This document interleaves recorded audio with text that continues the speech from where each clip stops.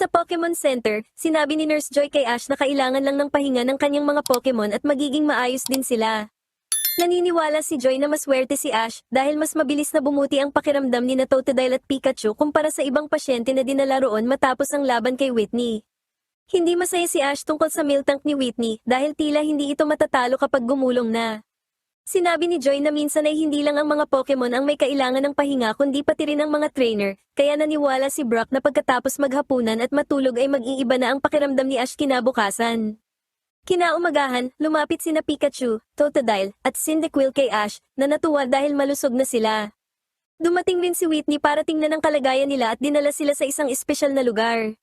Sa labas ng lungsod, ipinakita ni Whitney sa kanila ang Miltank Dairy ng kanyang tito, na gumagawa ng creme na pwedeng mag-power up sa mga Pokemon ni Ash. Sa dairy, nakakita ang mga bida ng maraming Miltank. Binati ni Whitney ang kanyang tito na si Milton. Sa loob ng farm, inalok ang mga bida ng ilang Miltank drinks. Sinabi ni Whitney kay Ash na pwede ring painumin sina Cyndaquil at Totodile, kaya pinalabas sila ni Ash. Lahat sila ay uminom ng Momo Milk at namangha sa sarap nito. Samantala, pagod na pagod ang Team Rocket dahil dinala sila ng railcar sa Saffron City, kaya naglakad tuloy sila pabalik ng Goldenrod City. Bumagsak na sa pagod sina Jessie at James, pero inutusan sila ni Meowth na bumangon para manghuli ng Pokemon. Nang makita ang mga Miltank, nalaman nilang nasa isang Miltank Dairy sila, at na-imagine ni na Jessie at James ang mga produkto na pwede nilang gawin mula sa gatas nito. Nakita ni Meowth ang kamalig at nagplano silang pumasok sa loob, pero pinabalik muna ni Jessie si Wobbuffet na biglang lumabas. Napansin ni Misty na nakatatlong baso na pala ng gatas ang kanyang Togepi, habang pinuri naman ni Brock ang masarap na lasa ng gatas.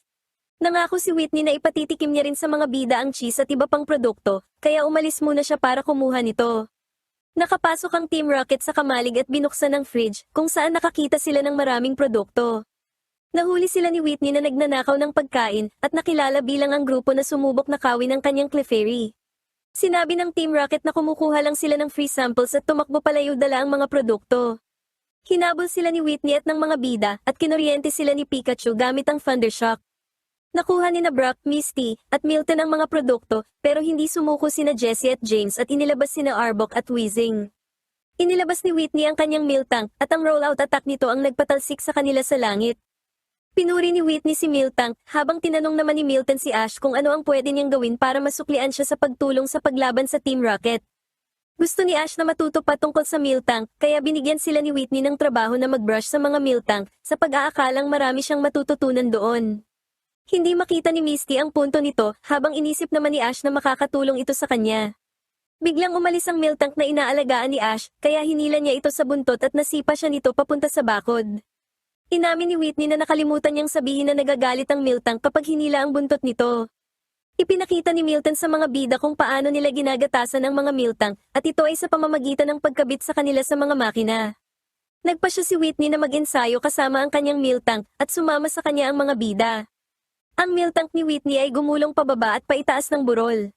Nakita ni Brock na ang training na ito ang nagpalakas sa Miltank, at na-realize naman ni Ash na ito ang dahilan kung bakit siya natalo. Inisip ni Ash kung ano ang kahinaan nito. Nakita ng Team Rocket ang gumugulong na Miltank at nagpa siya silang simula na ang kanilang plano dahil gusto ni James na magkaroon ng sariling pagawaan ng ice cream at ibenta ito sa isang kumpanya. Pinagana nila ang kanilang barrel machine at agad nilang nakuha si Miltank. Nagpatuloy ang Team Rocket at nakuha rin nila si Pikachu. Hindi gumana ang mga electric attack ni Pikachu sa kamay ng barrel machine dahil gawa ito sa goma. Inilabas ni Ash si Cyndaquil at inutusan itong i-tackle ang barrel machine sa kaliwang bahagi, kaya umikot ito at nahilo ang Team Rocket. Inilabas ni Ash si Totodile na gumamit ng water gun para gumawa ng mga kanal sa lupa na naging sanhi para tumalbog ang machine ng Team Rocket pagdaan doon. Nasira ni James ang mga lever ng machine kaya nakawala sina Miltank at Pikachu. Nang ma-realize ng Team Rocket na katapusan na nila, pinatalsik sila ni Pikachu gamit ang Thunderbolt. Nagpasalamat sina Whitney at Milton kay Ash na agad naman na humiling ng rematch sa oras na iyon. Binigyan siya ni Whitney ng rematch. Hindi makita ni Misty kung may nagbago ba mula noong unang laban, pero alam ni Brock na may pinaplano si Ash.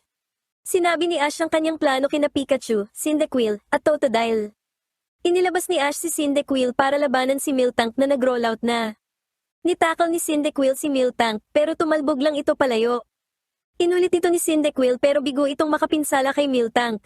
Pinabalik ni Ash si Cyndaquil at inilabas naman si Totodile.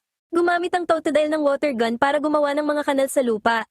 Sumampas si Totodile kay Miltank, pero gumulong si Miltank patagilid para maalis si Totodile at pagkatapos ay sinagasaan ito. Pinabalik ni Ash si Totodile at inilabas si Pikachu, na gumamit ng agility. Nag-rollout si Miltank pero nawala sa direksyon at tumalbog dahil sa kanal.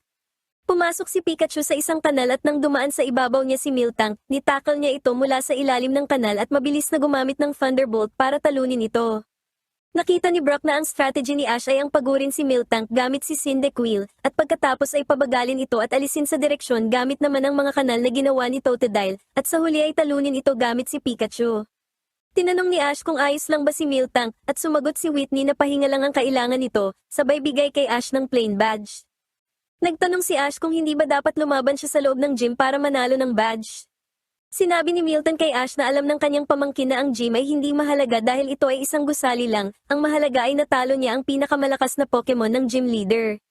Matapos yun marinig, tinanggap na ni Ash ang badge at natuwa na napanalunan niya ito. Guys, we did it! Habang nag-aalmusal ang mga bida, isang lalaki na producer ng Poketalk Radio ang lumapit kay Ash. Tinanong nito si Ash kung siya ba talaga si Ash dahil ang sinumang trainer na nakatalo kay Whitney ay may pagkakataong ma-interview sa kanilang show. Naalala ni Brock na ang host ng show ay isang babae na nag-i-interview ng mga tao. Nagpatuloy ang lalaki sa pag-imbita kay Ash para sa interview na naging sanhi ng pagkagulat ni Ash. Samantala, gutom na gutom ang Team Rocket at nag-iisip na maghanap ng mga libreng sample ng pagkain sa galeriya. Nakakita sila ng isang malaking tore at sa pag-aakalang ito ay isang department store, pinuntahan nila ito. Sa tore, hinarang sila ng isang gwardya at sinabing ito ay isang radio tower at kailangan ng appointment para makapasok. Nakita nila ang isang babae, si DJ Mary, na kasalukuyang nagbo-broadcast. Nagpanggap sina Jessie at James bilang mga celebrity at sinabi sa gwardya na bibisitahin nila si Mary, kaya pinadaan sila nito. Naghahanap ang Team Rocket ng mga mamahaling gamit pero mga tip lang ang nakita nila na kanilang sinira. Isang lalaki ang pumasok sa silid at bigla silang hinila para sa isang interview dahil akala nito ay sila ang mga ventriloquist. Sasabihin sana ni James na nagkakamali ang lalaki pero tinapakan ni Jessie ang kanyang paa, at ipinlisinta ni Jessie si Meowth bilang nagsasalitang manika. Dinala sila ng lalaki sa studio kung saan naghihintay si DJ Mary, na tinawag silang Dog Trio. Binati ng Team Rocket si DJ Mary na humanga sa manikang si Meowth, pero pinagalitan nina James at Jessie si Meowth dahil nagreklamo ito matapos tawaging dummy. Tinanong ni Mary kung paano nila nabuo ang karakter ng manika, at sinabi nila sa kanya na ang manika ay likas na may karakter. Sinabi ni Meowth na sina Jessie at James ay may karakter din, kaya muli siyang binatukan nito. Tinawagan ni Ash si Professor Oak na nagsabing alam na ng buong Pallet Town kung anong oras at anong istasyon ang pakikinggan nila. Ito ay dahil tinawagan ng studio ang nanay ni Ash na siya namang nagbalita sa buong bayan. Sinabihan siya ni Oak na mag-relax bago mag-log out na lalong nagpakaba ng matindi kay Ash. Kumain ang Team Rocket at naisip na mas mabuti pang magtrabaho sa showbiz kaysa magnakaw, pero nagulat sila nang marinig na ang bugwit ang susunod na i-interviewin. Hiniling ni DJ Mary na ipakilala ni Ash ang sarili, kaya sinabi ni Ash na siya ay si Pallet Town mula sa Ketchum, ang pangalan niya ay Pikachu at ang partner niya ay si Ash. Sinabi ni Mary na nagkabaliktad ang lahat habang inisip naman ni Oak na pababagsakin ni Ash ang radyo sa kaba. Gayunpaman, pinayuhan ni Mary si Ash na isipin na lang na nasa battle siya at tinanong kung hahamunin ba siya nito sa isang laban kung kinakailangan. Sa isang seryosong tono, sinabi ni Ash na hahamunin niya ang sinumang trainer at ang layunin niya ay maging Pokemon Master, pero kailangan muna niyang maging champion ng Johto League. Sinabi niya kung sino ang mga dala niyang Pokemon at sinabi na pupunta siya sa Ecruteak City para sa susunod na badge. Pagkatapos nun, tinapos na ni Mary ang interview at nakahinga na ng maluwag si Ash. Sinabi ni Misty kay Ash na nag-perform siya ng maayos. Nakilala nila ang Dog Trio, nakita ni Misty ang Meowth dummy at napansing mukhang totoo ito. Sinabi ni na Jessie at James na kaya nilang pasalitain ang kahit anong Pokemon at kukunin na sana si Pikachu. Gayunpaman, dumating ang producer at sinabing ang tape na naglalaman ng record ng radio drama ay sinira ng mga salaula, kaya kinabahan ang Team Rocket. Naisip ng producer na masusolusyonan nila ito sa pamamagitan ng paggawa ng live show at hinila pabalik ang Dog Trio. Tinanong niya kung ano ang makakapagpapayag sa kanila, kaya sinabi ni Meowth na gusto niya ng isa pang tanghalian. Pumayag ang producer at niyaya rin ang mga bida na sumali, na sinang-ayunan naman ni na Misty at Brock. Nakita ni Ash na mukhang nakakatakot ang script, pinagalitan siya ni Jessie dahil hindi dapat madismaya ang audience at kailangang perpekto ang lahat. Nagsimula na ang radio drama na The Brave Prince Goldenrod. Sinabi ni Mary na ang prinsipe at ang kanyang mga kasama ay parating na sa Goldenrod Castle. Sinabi ni Ash, bilang prinsipe, na makikita na rin niya ang kanyang tahanan matapos ang paglalakbay. Sinabi ni na Misty at Brock na gumaganap bilang mga kasama ng prinsipe na ikukwento nila sa iba ang kanilang mga pakikipagsapalaran. Sinabi ni Mary na ang Charizard na sinasakyan nila ang nagdala sa kanila sa Goldenrod City. Nakita ng mga kasama ng prinsipe na natabunan ng buhangin ang lungsod. Tumakbo ang prinsipe sa kastilyo at nakita ang kanyang mga magulang na ginagampanan ng Team Rocket. Napansin ng mga kasama ng prinsipe na may kakaiba sa mga magulang. Sinabi ng Reyna, ang nanay ng prinsipe, na umalis na ang hukbo sa lungsod.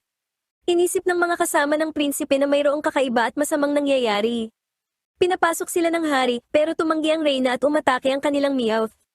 Sa totoong buhay, kinalmot talaga ni Meowth si Ash at sinabi ni Jessie na kailangan nilang mag-improvise.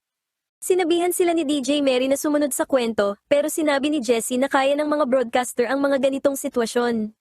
Ipinagpatuloy ni Mary ang kwento at sinabi na lang na kaya kinalmot ang prinsipe ay para malaman kung nakamaskara ito. Nakita ng Reyna na totoo ang prinsipe at niyakap ito. Pinapasok sila ng hari at nagtanong ang prinsipe kung bakit natatakpan ng buhangin ng Goldenrod City at kung bakit hindi ito ipinaalam sa kanila. Sumagot ang Reyna na ayaw lang nilang mapahamak ang prinsipe. Umiwas sa mga tanong ang hari at Reyna habang ipinapakita nila ang Master Stone na nagambala kaya natabunan ng buhangin ang lungsod. Pinindot ng Reyna ang isang switch na naging sanhi ng pagkahulog ng prinsipe at ng kanyang mga kasama sa isang butas. Nakita ng prinsipe na sila ay mga impostor mula sa Dastardly Gyarados Guild. Sumigaw si Jessie nang nagkakamali ka at sinabing ipapaalam nila sa mundo na sila ang Team Socket. Nagulat ang lahat dahil hindi na sumusunod si Jessie sa script. Sinabi na lang ni DJ Mary na ang mga taong ito ay hindi mula sa guild, kundi isang bagong puwersa ng kasamaan. Nagtanong ang prinsipe kung ano ang nangyari sa kanyang mga magulang, pero naglakad lang palayo ang Team Socket. Tinawag ng prinsipe si Charizard na pumasok sa kastilyo at gumamit ng flamethrower sa Team Socket. Sinabihan ng prinsipe ng kanyang mga kasama na iligtas ang kanyang mga magulang. Iniligtas ng prinsipe ang kanyang mga magulang na matapos makalaya ay inutusan siyang bawiin ang Master Stone na ninakaw ng Team Socket, pero pagbalik niya ay tumambad sa kanya ang isang malaking butas sa lupa. Sinabi ni Jessie na ang butas ay patungo sa 3,000 taon sa hinaharap. Napabuntong hininga si DJ Mary at nag-improvise, sinabing pumasok ang prinsipe at ang mga kasama nito sa butas at walang nakakaalam kung saang lugar sila napadpad. Nagbagong anyo si Meowth bilang isang rocket dahil isa pala itong cyborg at sumakay sa kanya sina Jessie at James at lumipad. Nagpakawala rin sila ng missile na nagpatalsik sa mga bida. Sinabi ni Mary na nagawang makasabit ng prinsipe sa rocket at inilabas nito ang Chikorita na gumamit ng Razor Leaf. Naputol nito ang bigote ng Robo Meowth kaya bumagsak ang robot. Sinabi ni Jessie na nag-teleport ang Team Socket sa studio. Biglang ninakaw ni Meowth si Pikachu at tinanggal na ng Team Rocket ang kanilang disguise.